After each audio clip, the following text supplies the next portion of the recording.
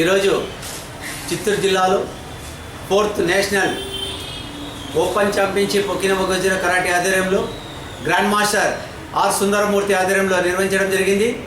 ఈ కరాటే టోర్నమెంట్కి గాను ఆంధ్ర, తమిళనాడు, కర్ణాటక, కేరళ రాష్ట్రాల నుంచి కరాటే చిన్నారులు ఎంతో ఉత్సాహంగా పార్టిసిపేట్ చేయడం ఎంతో ఆనందించే విషయం. ముఖ్యంగా మదనపల్లి పట్టణానికి 4వసారి ఓవరాల్ ఛాంపియన్షిప్ రావడం మదనపల్లి పట్టణానికే గర్వకారణం అని చెప్పేసి ఈ సందర్భంగా తెలియజేసుకుంటున్నాను. ఇందులో ముఖ్యంగా 27 స్వర్ణ పథకాలు, 26 వెండి పథకాలు, 15 రజత పథకాలు సాధించడం, అది కూడా యూత్ కరాటే క్లబ్కే సాధ్యమైందని చెప్పేసి ఈ సందర్భంగా తెలియజేస్తున్నాను.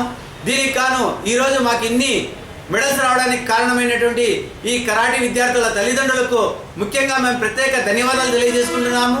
వాళ్ళు మాకు ఎంతో సహాయ సహకారాలు అందించినందుకు వారికి మరొకసారి ధన్యవాదాలు తెలియజేసుకుంటున్నాము.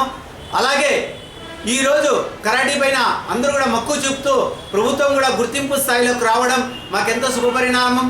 అందులో కూడా 2020లో ఒలింపిక్స్ పోవడానికి ఒకినమొగజుర కరాటే అసోసియేషన్ వాళ్ళు ఎంతో ఉత్సాహంతో ఎంతో హార్డ్గా ప్రాక్టీస్ చేస్తున్నారు. అందులో ఈసారి టోర్నమెంట్లో పాల్గొని విజేతలైనటువంటి వారికి శ్రీలంక, మలేషియాలో వాళ్ళు పార్టిసిపేట్ చేయడానికి అవకాశం కల్పిస్తూ మా గ్రాండ్ మాస్టర్ గారు తెలియజేయడం, వారికి కూడా మా ప్రత్యేక ధన్యవాదాలు తెలియజేసుకుంటున్నాము.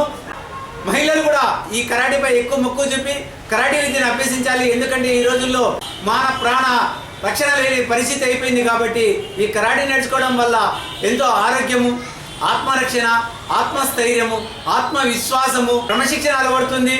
ఈ క్రమశిక్షణ ఎప్పుడైతే అలవడితే వాళ్ళు ఉన్నత స్థాయికి పోవడానికి ఎంతో అవకాశం ఉంటుంది.